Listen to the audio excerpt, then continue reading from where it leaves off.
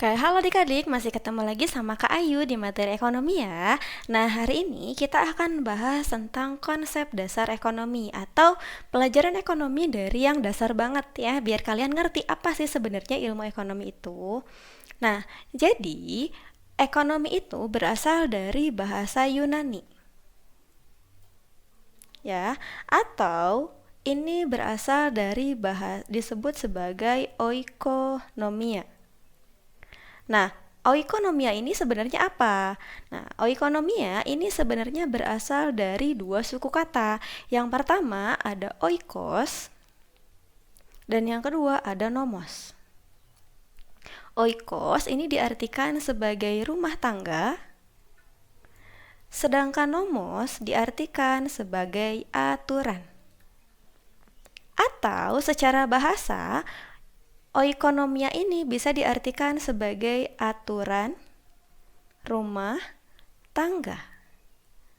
Nah, tapi kalau misalnya menurut istilah, ekonomi itu diartikan sebagai kayak ini ya, ekonomi atau ilmu ekonomi. Nah, ilmu ekonomi ini diartikan sebagai ilmu yang mempelajari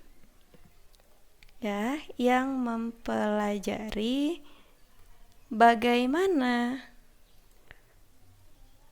cara manusia dalam memenuhi kebutuhan hidupnya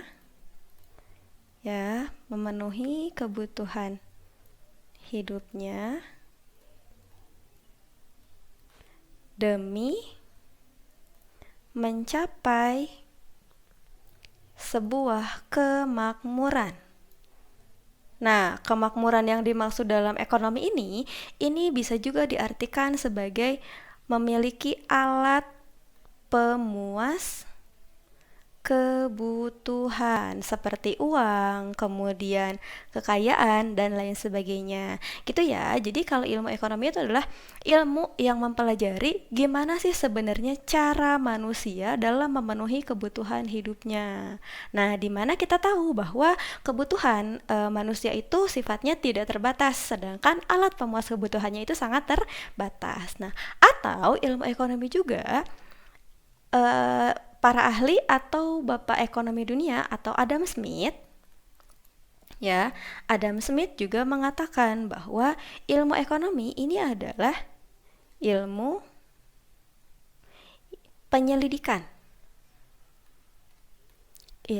penyelidikan tentang keadaan sebab akibat adanya kekayaan negara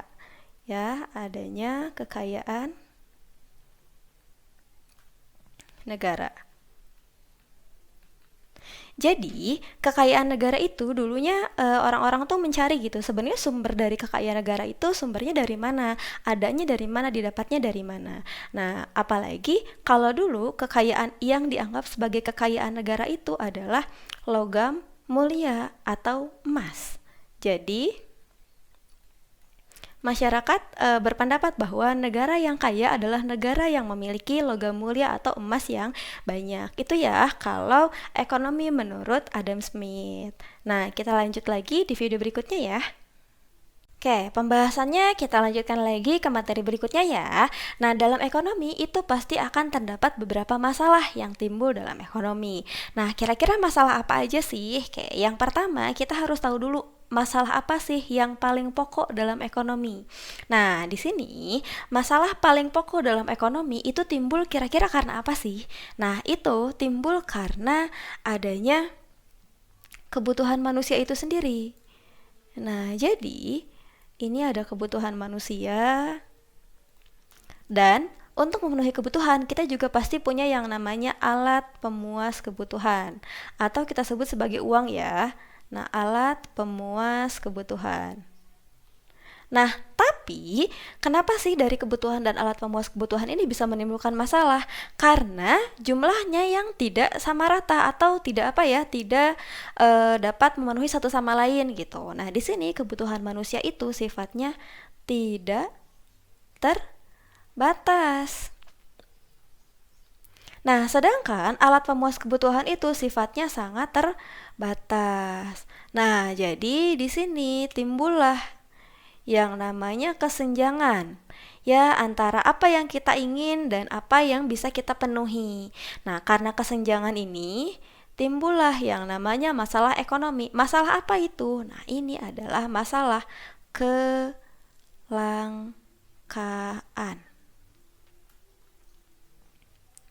atau biasa disebut sebagai scarcity. Nah, timbulnya karena tadi ya adanya kesenjangan antara kebutuhan dan alat pemuas kebutuhan. Nah, karena ada kelangkaan tersebut, otomatis di sini kita disuruh mikir. Nah, kira-kira apa dulu sih yang harus kita penuhi? Nah, karena itu timbullah yang namanya pilihan, ya, atau choice. Nah, dari choice ini, di sini kita disuruh untuk menentukan yang namanya skala prioritas. Ya, skala prioritas atau urutan. Yang mana dulu sih kebutuhan yang harus kita penuhi, yang urgent banget buat dipenuhi. Nah, karena ada skala prioritas inilah nantinya pilihan-pilihan tersebut akan timbul dua keputusan. Yang nantinya pilihan tersebut ada yang dipilih dan ada juga yang tidak dipilih. Dari pilihan yang tidak dipilih inilah nantinya akan timbul yang namanya biaya peluang atau kita sebut sebagai opportunity cost. Nah, jadi kesimpulannya opportunity cost itu apa? Nah, opportunity cost adalah biaya yang dikorbankan karena memilih alternatif pilihan yang lain. Nah, alternatif pilihan yang lain.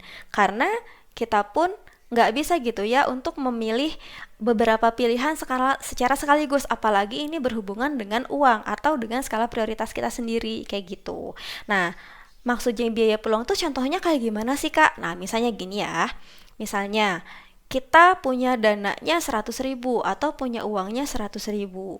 Tapi kebutuhan kita itu ada dua, ya. Yang pertama untuk beli novel, dan yang kedua kita butuh uang tersebut untuk beli misalnya sepatu, ya, sepatu sekolah atau seragam kayak gitu. Nah, maka jika dilihat dari skala prioritasnya, kira-kira siswa tersebut akan pilih yang mana? Nah, udah jelas dia akan pilih sepatu sebagai biaya yang dipilih. Nah, sepatunya dipilih. Nah, maka yang dianggap sebagai biaya peluang adalah yang novel. Nah, ini biaya peluangnya. Jadi dia itu dikorbankan gitu. Gak apa-apa lah saya gak punya novel, yang penting saya punya sepatu buat sekolah. Gitu ya. Nah, itu tentang masalah pokok ekonomi itu adalah kelangkaan. Kayak gitu. Nah, next lagi, kemudian ada yang namanya masalah ekonomi modern. Nah, masalah ekonomi modern ini timbul karena selain untuk memenuhi kebutuhan,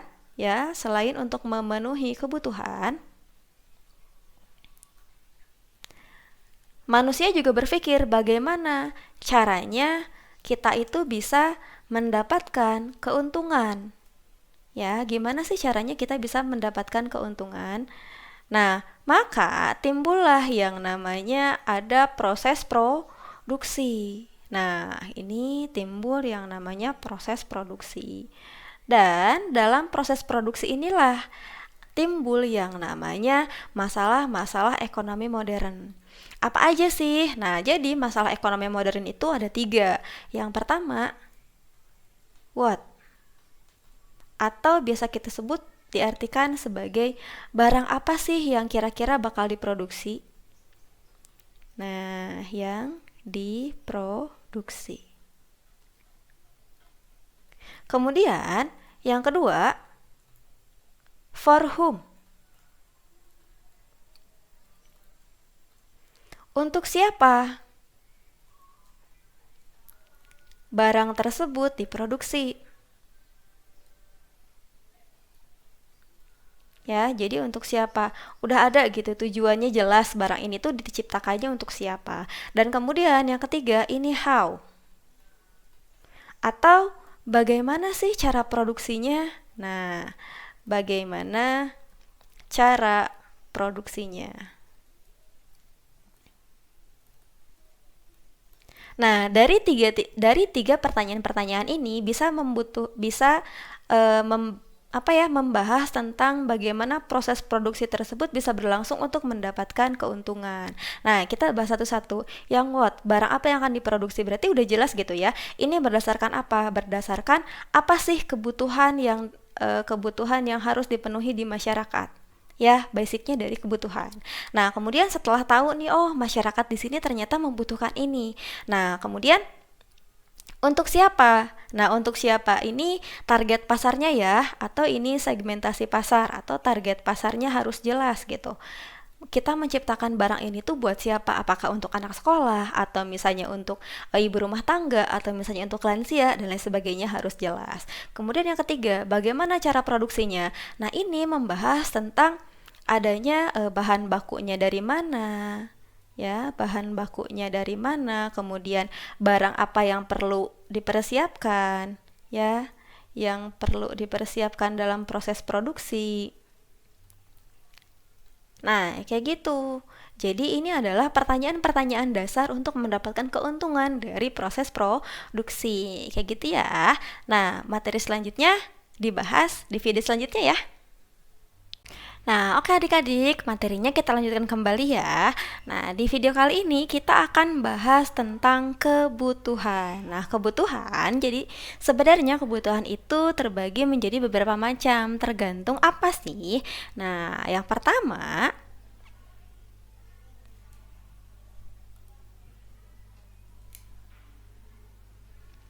yang pertama, kebutuhan itu bisa dilihat dari cara intensitasnya atau waktunya ya. Kira-kira sepenting apa sih kebutuhan itu harus dipenuhi.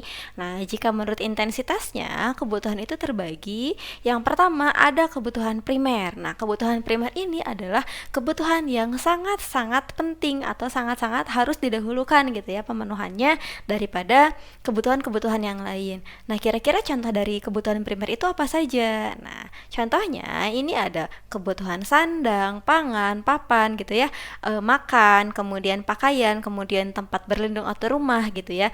Nah, itu adalah kebutuhan-kebutuhan yang memang harus dipenuhi oleh setiap manusia untuk memenuhi setidaknya untuk mendukung kehidupan kehidupan saat itu kayak gitu. Nah, kemudian yang kedua ada kebutuhan sekunder. Nah, kebutuhan sekunder ini bisa dipenuhi setelah kebutuhan primernya pun terpenuhi. Nah, contohnya kayak apa? Contohnya kayak kursi, kemudian kayak meja. Nah, karena memang apabila sandang pangan papannya saja tidak bisa dipenuhi, orang tersebut dia tidak akan bisa memenuhi kebutuhan sekundernya, kayak gitu ya. Nah, yang ketiga ada kebutuhan tersier atau bisa diartikan sebagai kebutuhan terhadap barang-barang yang bersifat mewah. Nah, tentu saja barang tersier ini tidak bisa dipenuhi kalau barang sekunder dan barang primernya atau kebutuhan primernya belum terpenuhi, gitu ya. Nah, yang kedua, kebutuhan itu bisa dilihat dari waktunya. Nah, dilihat dari waktunya, kebutuhan itu ada apa saja? Yang pertama, ada kebutuhan yang harus dipenuhi sekarang. Nah, contohnya kayak apa? Nah, contohnya kayak kebutuhan payung ketika hujan, kemudian ketika kebutuhan obat ketika kita sedang sakit, kayak gitu ya. Nah, kemudian kebutuhan sabun ketika kita mau mandi. Nah, kayak gitu. Pokoknya ini adalah kebutuhan yang memang harus dipenuhi sekarang. Kalau misalnya tidak dipenuhi sekarang, ada efek yang akan ditimbulkan kayak gitu. Kemudian yang selanjutnya ada kebutuhan yang masa depan. Nah, jadi kebutuhan ini tuh mungkin tidak terlalu diperlukan kalau dipenuhinya sekarang, tapi untuk masa depan ini tuh benar-benar yang harus dipenuhi banget. Contohnya kayak apa? Nah, kayak tabungan, kayak investasi, karena Kalau misalnya seseorang itu tidak memiliki tabungan atau investasi apapun, itu ketika kita mungkin mempunyai kebutuhan yang terdesak dan secara mendadak gitu ya, itu akan membuat diri kita sendiri pun sulit kayak gitu. Kemudian yang selanjutnya ada kebutuhan berdasarkan subjeknya. Nah, berarti di sini dilihat dari siapa sih yang membutuhkannya. Nah, yang pertama ada kebutuhan individu. Artinya, kebutuhan ini hanya akan dipenuhi oleh individu-individu tertentu atau pengadaan barang tersebut pun pengadaan kebutuhan tersebut pun hanya bisa dirasakan oleh individu itu sendiri. Contohnya kayak apa? Nah, contohnya kayak buku novel. Nah, di sini buku novel itu tidak semua orang membutuhkan. Ya kan? Nah, karena tidak semua orang membutuhkan itu, maka disebutlah kebutuhan individual. Yang selanjutnya ada kebutuhan kelompok. Nah, artinya kebutuhan ini memang dibutuhkan oleh orang banyak gitu ya, oleh orang-orang yang tidak sedikit jumlahnya. Contohnya kayak apa? Contohnya kayak misalnya masjid, kemudian trotoar, itu kan sama-sama orang-orang tuh membutuhkan gitu, bukan hanya satu orang saja yang membutuhkan. Nah, next lagi, yang terakhir kebutuhan itu bisa dilihat dari sifatnya. Nah, berarti apa aja sih Kak golongannya? Nah, jika dilihat dari sifatnya, ada yang pertama kebutuhan jasmani. Nah, kebutuhan jasmani itu yang dibutuhkan oleh tubuh kita sendiri. Contohnya kayak apa? Nah, kemudian yang kedua ada kebutuhan rohani ya. Nah, ya, yang jasmani itu contohnya kayak kesehatan, kemudian pendidikan, itu kan dibutuhkan banget sama diri kita sendiri ya. Kalau misalnya kita aja kesehatan kita kita aja terganggu, ya bagaimana kita memenuhi kebutuhan-kebutuhan yang lain kayak gitu. Kemudian yang terakhir ada kebutuhan rohani. Nah, kalau kebutuhan rohani ini berhubungan dengan jiwa kita kayak gitu ya. Contohnya kayak apa sih? Nah, contohnya kayak ibadah, kemudian kayak rekreasi. Nah, itu yang memang bersifat untuk menghibur diri kita sendiri, menghibur jiwa kita sendiri kayak gitu ya. Kalau ibadah yang mungkin hubungannya dengan agama, kemudian dengan ibadah kita hablum minallah gitu ya, hubungan dengan Tuhan kayak gitu. Kemudian kalau rekreasi ya sebagai hiburan untuk jiwa kita sendiri kayak gitu. Karena ya secara tidak langsung pun kebutuhan itu memang benar-benar yang kebutuhan rekreasi itu benar-benar kita butuhin gitu, apalagi ketika kita misalnya lagi kerja banyak deadline, kemudian banyak tekanan dari kanan kiri gitu ya. Nah, rekreasi itu benar-benar harus dilakukan untuk penyegaran pikiran kayak gitu ya. Nah, materi selanjutnya kita bahas di slide selanjutnya. Oke, halo adik-adik. Jadi, di video kali ini kakak akan jelasin tentang barang dan jasa. Nah, kira-kira kenapa sih kita harus bahas barang dan jasa? Karena ternyata barang dan jasa ini dalam ekonomi banyak banget macamnya. Kira-kira apa aja sih? Nah, kita cek satu-satu ya.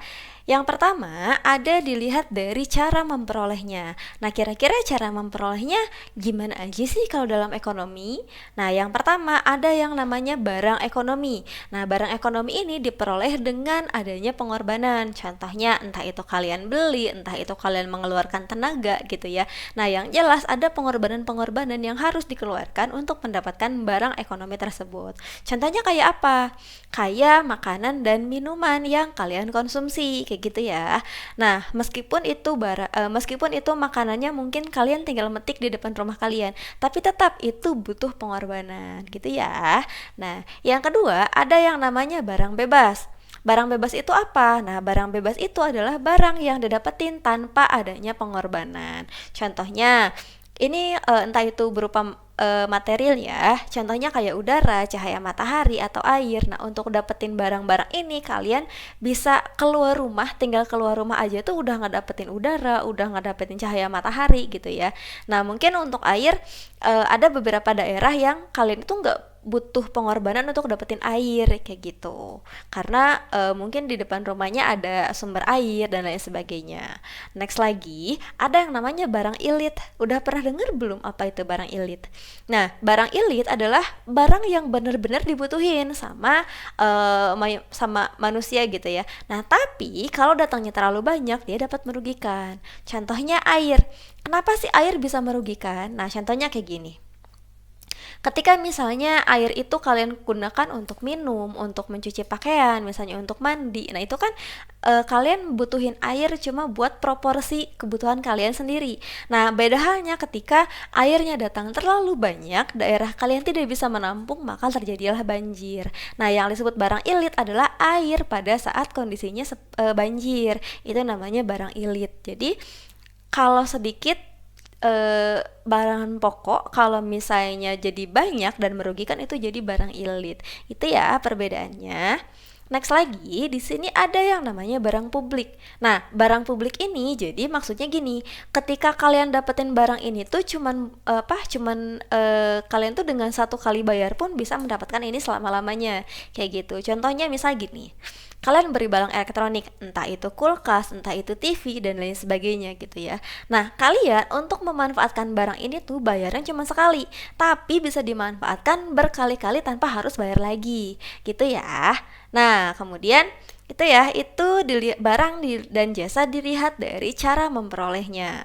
Kemudian yang selanjutnya ada dilihat dari hubungannya. Nah, maksudnya bukan hubungan antar aku dan dia ya, tapi hubungannya di sini adalah hubungan dari kedua barang yang saling terkait. Nah, yang pertama itu ada barang substitusi atau barang pengganti. Contohnya, kalau aku nggak suka teh, aku bisa ganti itu sama susu atau sama kopi kayak gitu.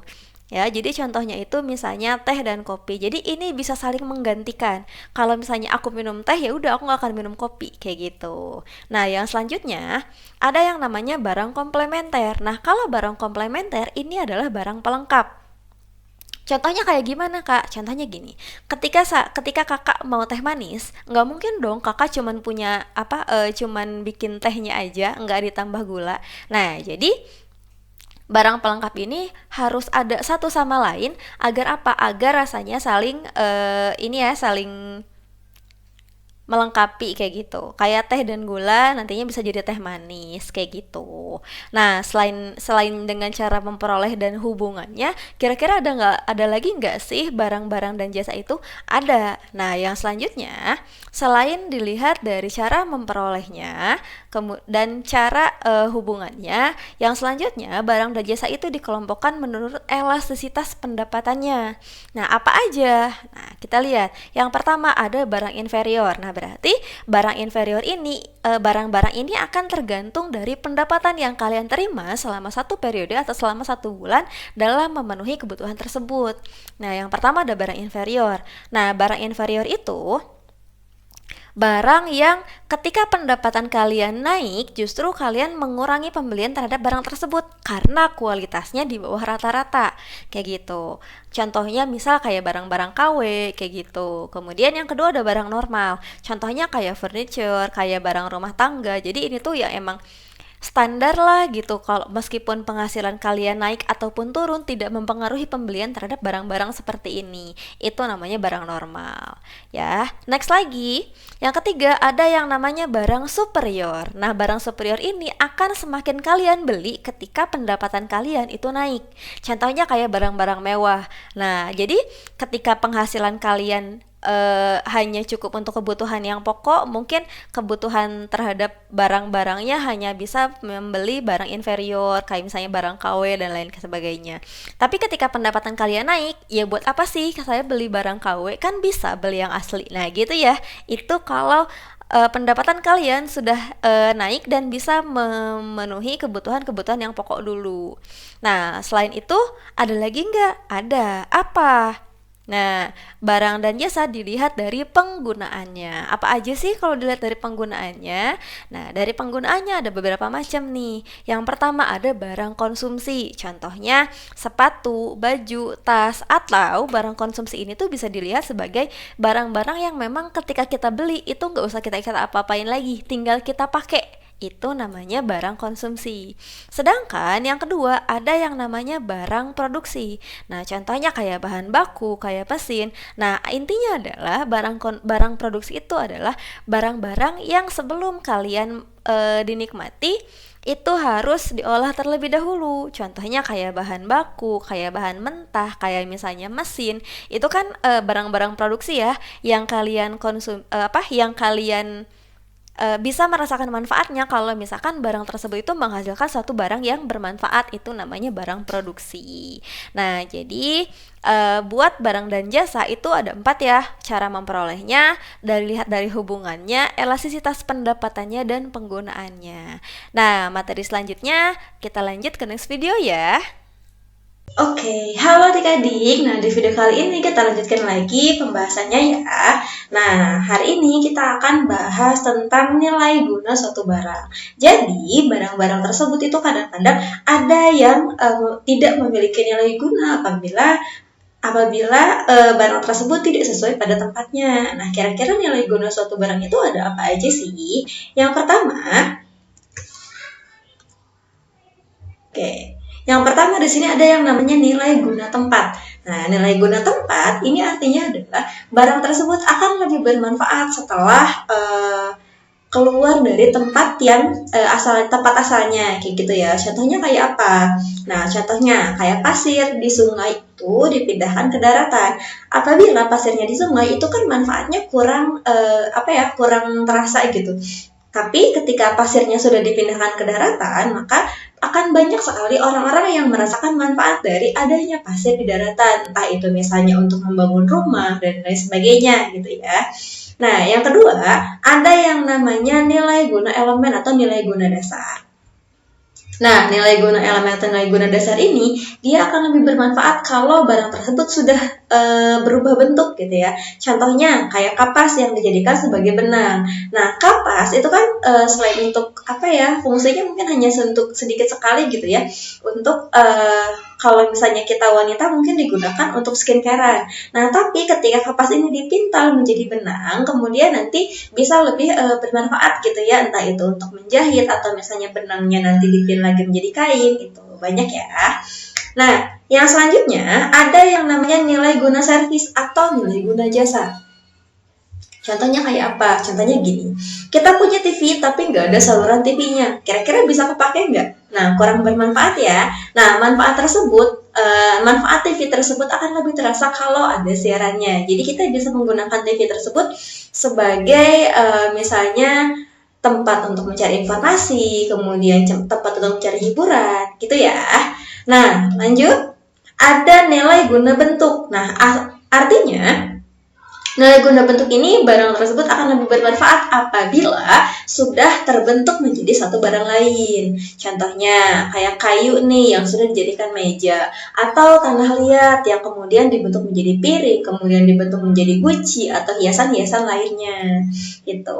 Next, ada hak guna atau nilai guna milik. Nah, ini kepemilikan dari satu barang itu akan menentukan manfaat yang dikeluarkan dari barang tersebut. Contohnya, ini kayak cangkul ya, cangkul yang dimiliki oleh petani. Nah, kira-kira kalau misalnya cangkul dimiliki oleh guru atau misalnya oleh pegawai PNS, itu akan lebih bermanfaat nggak sih?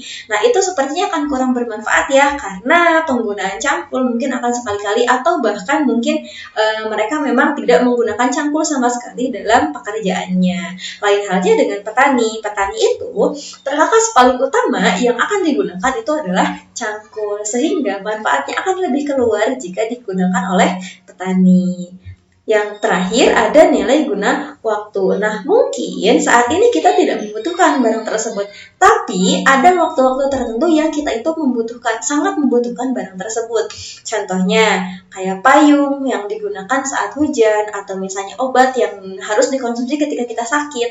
Nah, itu nilai guna suatu barang. Jadi, barang tersebut akan lebih bermanfaat kalau saatnya seperti apa. Nah, tadi sudah dijelaskan ya. Nah, kita lanjut ke materi berikutnya. Oke, halo adik-adik. Nah, pembahasannya kita lanjutkan kembali ke materi berikutnya ya. Nah, hari ini kita akan belajar tentang tindakan ekonomi. Nah, kira-kira tindakan ekonomi itu apa sih? Nah, jadi tindakan ekonomi ini adalah kegiatan yang dilakukan untuk mencapai tujuan. Nah, kayak gini ya, kegiatan yang dilakukan manusia untuk memenuhi kebutuhan hidup dalam rangka mencapai kemakmuran. Nah, jadi seseorang itu akan melakukan kegiatan ekonomi atau tindakan ekonomi karena apa? Karena didasari oleh kebutuhan hidup dan agar kita pun mencapai kemakmuran hidup kayak gitu ya. Contohnya dapat laba, kemudian mempunyai tabungan, mempunyai simpanan gitu ya, yang atau dana-dana yang memang bisa digunakan ketika darurat membutuhkan kayak gitu. Nah, kemudian tindakan ekonomi itu ada apa aja sih? Nah, tindakan ekonomi ini tuh ada 3 ya, kebagi 3. Nah, ada apa aja? Nah, yang pertama dia itu ada tindakan produksi, ada kegiatan produksi, kemudian yang kedua ada konsumsi, ya, dan yang ketiga ada distribusi, kayak gitu. Nah, gini ya. Nah, kalau produksi itu apa sih? Nah, produksi itu kegiatan membuat ya. Nah, ini kegiatan membuat barang, kayak gitu.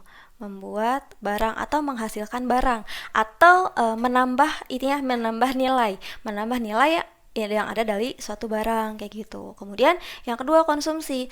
Kalau konsumsi ini apa? Menghabiskan nilai guna kayak gitu ya. Ini menghabiskan nilai guna suatu barang kayak gitu. Kemudian yang ketiga distribusi. Kalau distribusi pun udah jelas gitu ya. Kita menyebarluaskan gitu ya, menyebarluaskan atau mendistribusikan barang-barang supaya apa? Supaya semua orang dapat menikmati fasilitas atau hasil produksi yang sama kayak gitu. Nah, selain tindakan ekonomi, di sini kita juga harus belajar yang namanya motif ekonomi ya, motif ekonomi. Nah, lalu motif ekonomi itu apa? Nah, motif ekonomi adalah alasan kenapa seseorang itu melakukan kegiatan ekonomi. Nah, biasanya motif ini didasari baik oleh baik berasal dari dalam diri itu sendiri ataupun dari karena ikut-ikutan kayak gitu. Nah, kemudian motif ekonomi itu ada apa aja sih? Nah, motif ekonomi sumbernya ada 2. Ada sumber intrinsik atau yang memang dari diri sendiri atau dan ada sumber ekstrinsik atau ini sumbernya dari luar atau faktor lingkungan kayak gitu ya, bisa diartikan kayak gitu. Nah, jadi faktor intrinsik itu adalah faktor yang berasal dari diri sendiri. Ya, sedangkan kalau faktor ekstrinsik ini dari luar. Nah, contohnya faktor intrinsik itu kayak apa sih? Contohnya gini, saya akan melakukan kegiatan ekonomi atau misalnya saya akan mengkonsumsi makan atau membeli makanan gitu ya. Karena apa? Karena saya lapar. Berarti kalau misalkan lapar itu kan ada di diri sendiri ya. Maka itu termasuk ke dalam faktor intrinsik. Sedangkan kalau misalnya kalian ngelihat nih misalnya gini. Wah, ternyata sekarang itu lagi musim hijab anti air misalnya, atau misalnya himar anti corona gitu ya. Nah, yang ada sekalian maskernya kayak gitu. Nah, itu adalah kemudian kalian membeli barang itu ya, karena sedang tren atau karena untuk mengikuti kemajuan pasar kayak gitu ya, kemudian kemajuan model yang ada di pasar. Nah, artinya alasan kalian membeli barang tersebut itu karena faktor ekstrinsik, karena bawaan lingkungan, kemudian karena memang ingin happening aja gitu, nggak mau ketinggalan zaman di antara teman-teman yang lain kayak gitu. Itu namanya faktor ekstrinsik. Nah, tadi tindakannya udah nih, kemudian motifnya juga udah. Nah, yang terakhir di sini kita akan belajar yang namanya prinsip. Ya, nah dalam kegiatan ekonomi atau misalnya dalam kegiatan ekonomi itu kita butuh yang namanya prinsip. Nah, kira-kira prinsip itu apa? Nah, prinsip ini adalah alasan ya, atau pedoman gitu. Pedoman apa? Nah, pedoman yang digunakan oleh suatu produksi atau oleh beberapa produsen dalam rangka mencapai kemakmuran. Nah, di mana prinsip ekonomi yang kita gunakan itu adalah ini.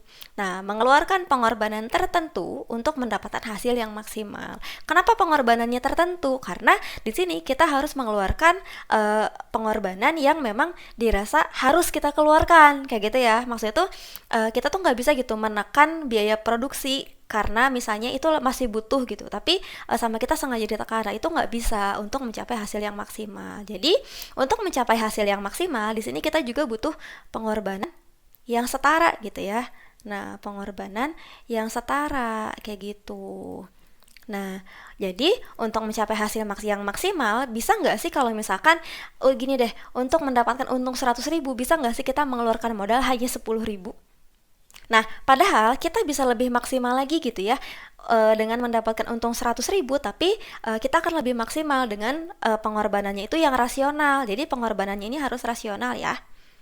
Nah, rasionalnya gimana? Ya kayak tadi, misalnya untuk mendapatkan 100.000, kita itu butuh mengeluarkan misalnya 30.000 untuk mendapatkan hasil 100.000, kayak gitu. Dan kalau misalnya kita mengeluarkan yang hanya 10.000, ini tuh nggak bisa buat dapat 100.000 tuh, ini nggak bisa. Ya, karena apa? Karena yang nggak cukup tadi gitu. Dengan modalnya pun nggak cukup ya, apalagi hasilnya pun ya tentunya udah nggak akan maksimal. Nah, kayak gitu ya. Ini tentang tindakan, motif, dan prinsip dalam ekonomi. Kita lanjutin lagi di video berikutnya ya. Oke, halo adik-adik. Nah, pembahasan kali ini kita masuk ke materi berikutnya ya. Nah, hari ini kita akan bahas tentang pembagian ilmu ekonomi. Ya, pembagian ilmu ekonomi. Nah, kenapa sih ilmu ekonomi itu dibagi-bagi? Nah, karena pas zaman jadi dulu itu kayak gini ya, keadaannya. Yang pertama, itu tuh banyak ada beberapa masalah yang terjadi di pasar kayak gitu. Nah, kemudian cara ngatasinnya gimana sih? Nah, karena masalah itu terjadi secara berulang-ulang, nah nantilah disimpulkan kayak gitu, sehingga ilmu ekonomi itu terbagi menjadi 3. Apa aja sih? Nah, yang pertama, kita kenal yang namanya ekonomi deskriptif. Nah, ekonomi deskriptif itu apa? Nah, ekonomi deskriptif ini adalah ilmu ekonomi yang mengumpulkan gitu ya, mengumpulkan fakta, ya, mengumpulkan fakta-fakta dan masalah yang terjadi di lapangan. Nah, kayak gini ya, mengumpulkan informasi atau informasi mengenai masalah ekonomi yang terjadi di pasar. Nah, kemudian selain dari mengumpulkan informasi-informasi mengenai masalah di pasar, contoh dari ekonomi deskriptif itu kayak apa? Nah, jadi contoh dari ekonomi deskriptif ini misalnya ada seorang pedagang nih. Ya, pedagang. Misal pedagang ini dia menjual ayam. Nah, tapi daging ayam ternyata di pasar kondisinya lagi naik. Ya, harganya itu lagi naik gitu.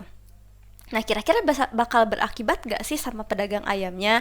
Nah, jelas ya, akan berakibat banget. Nah, contohnya gini, harga daging ayam di pasar ini menembus angka Rp50.000 per kilo, sehingga menyebabkan penurunan kuantitas penjualan oleh pedagang itu sendiri. Kenapa menurunkan kuantitas penjualan? Karena ya tadi, ketika harganya naik, maka kuantitas pembelian masyarakat itu jelas akan berkurang ya. Nah, karena ya masyarakat menilai, wah harganya juga naik nih, kalau misalnya saya biasa beli daging ayam 1 kilo, ya karena nggak cukup uangnya mungkin saya hanya akan beli setengah kilo kayak gitu. Nah, jadi karena masalah itu banyak pedagang-pedagang yang menurunkan kuantitas penjualan gitu ya. Nah, karena apa ya, untungnya pun nggak akan seberapa gitu, dan mereka itu nggak mau ngambil kerugian gitu ya, resikonya nggak mau ngambil resiko kalau misalnya mereka ngambil daging ayam dengan kuantitas yang sangat banyak kemudian tidak habis kayak gitu ya. Nah, itu ekonomi deskriptif. Nah, yang kedua kita kenal yang namanya teori ekonomi, ya, teori ekonomi. Nah, kira-kira teori ekonomi ini apa sih? Nah, teori ekonomi ini adalah kejadian-kejadian ya, ini tuh kesimpulan, ya, bisa disebut sebagai kesimpulan yang didapat dari hubungan peristiwa sebab akibat, ya, sebab akibat yang terjadi dari tadi masalah yang ada di pasar kayak gitu, masalah-masalah ekonomi yang sudah terjadi kemudian disimpulkan dan dibuatlah kira-kira kejadian ini tuh terjadinya karena apa, ini ya sebab dan akibatnya itu karena apa kayak gitu. Kemudian agar suatu apa ya akan bisa dirumuskan hubungan tersebut dalam satu teori. Nah, kenapa sih kita butuh teori? Nah, karena nanti ini bisa menjawab tentang bagaimana cara penyelesaiannya. Nah, karena apabila satu hal ataupun satu masalah dibungkus dalam teori ekonomi, ketika masalah itu terjadi lagi secara konsep mungkin akan bisa diperbaiki seperti itu ya. Nah, tapi di sini teori ekonomi itu kebagi dua. Yang pertama ada teori ekonomi mikro dan yang kedua ada teori ekonomi makro. Kira-kira perbedaannya apa sih? Nah, jadi kalau teori ekonomi mikro cakupannya ya ini cakupannya bisa dibilang sempit daripada ekonomi makro. Nah, ruang lingkup bahasanya sempit. Nah, biasanya ekonomi mikro ini membahas tentang efisiensi atau ini ya kehematan gitu untuk menghemat penggunaan sumber daya untuk mencapai kepuasan maksimum. Nah, jadi efisien nggak sih kalau misalnya kita memproduksi barang dengan menggunakan sumber daya yang sekian misalnya. Nah, karena ruang lingkup bahasanya sempit, kira-kira contoh bahasan dari ruang lingkup ekonomi mikro itu kayak apa? Nah, contohnya kayak membahas tentang mekanisme ya, mekanisme pasar, kemudian ada permintaan, ada penawaran, ada lagi perilaku-perilaku. Nah, perilaku dari siapa? Perilaku dari produsen dan konsumen yang selalu bertransaksi di pasar kayak gitu. Kemudian penentuan harga juga. Itu adalah cakupan dari ranah ekonomi mikro. Nah, yang selanjutnya kita akan bahas tentang cakupan dari ekonomi makro. Kalau ekonomi makro berarti kebalikan dari ekonomi mikro. Nah, ruang lingkup ekonomi mikro ini ruang lingkupnya sangat luas. Nah, ruang lingkupnya luas. Kemudian membahas masalah-masalah yang terjadi secara agregat atau menyangkut hajat hidup orang banyak. Nah, kayak gini ya. Ruang lingkupnya biasanya menyeluruh atau agregat. Permasalahan ekonominya dihadapi negara dan peran pemerintah dalam penyelesaian terhadap masalah tersebut seperti apa. Nah, kira-kira apa saja sih ranah yang dibahas di ekonomi makro ini? Nah, jadi di sini di ekonomi makro ini akan membahas tentang pengangguran, ya. Kemudian ada tentang perdagangan internasional, pendapatan nasional, tentang GDP dan lain-lain. Ya, pokoknya yang menyangkut hajat hidup orang banyak itu dibahas di ekonomi makro. Nah, contohnya kayak gini ya. Ada pendapatan nasional, ada inflasi, ada pertumbuhan ekonomi, pengangguran, kebijakan ekonomi, dan perdagangan internasional. Ini adalah urusan-urusan atau masalah-masalah yang memang terjadi bukan hanya di satu kota saja gitu ya. Jadi terjadi di sebuah negara kayak gitu. Contoh misalnya dari Sabang sampai Merauke pasti ada aja gitu ya masalahnya, baik itu pertumbuhan ekonominya mungkin sedikit, kemudian terjadi inflasi, kemudian ada maraknya pengangguran kayak gitu-gitu ya. Karena ya kita tuh nggak bisa memprediksi secara ini gitu ya, kita tuh nggak bisa memprediksi kira-kira besok akan seperti apa kayak gitu. Makanya dibuatlah yang namanya teori ekonomi. Nah, selain ekonomi deskriptif dan teori ekonomi, di sini juga kita akan bahas tentang pembagian ilmu ekonomi yang ketiga, yaitu ilmu ekonomi terapan. Nah, dilihat dari katanya saja, terapan artinya campuran ya. Ini campuran dari teori ekonomi deskriptif ditambah teori ekonomi. Nah, pembagian ilmu ekonomi terapan ini menggunakan teori ekonomi untuk menjelaskan fakta dan menyelesaikan masalah yang terjadi pada ekonomi deskriptif. Jadi, masalah-masalah yang terjadi di lapangan itu bisa diselesaikan melalui teori-teori ekonomi yang sudah dibukukan. Kayak gitu ya. Nah, jadi pembagian ekonomi itu ada 3, deskriptif, teori ekonomi, dan ekonomi terapan. Jadi intinya tuh kalau ekonomi terapan tuh ini campuran dari deskriptif ditambah dengan teori ekonomi dengan tujuan untuk menyelesaikan masalah yang terjadi di lapangan. Karena masalah ekonomi itu biasanya terjadi hanya seputar itu-itu aja dan terus berulang kayak gitu ya. Nah, jadi buat teman-teman yang masih belum ini, kita lanjutkan lagi ke materi berikutnya ya setelah ini. Jadi tetap stay tune.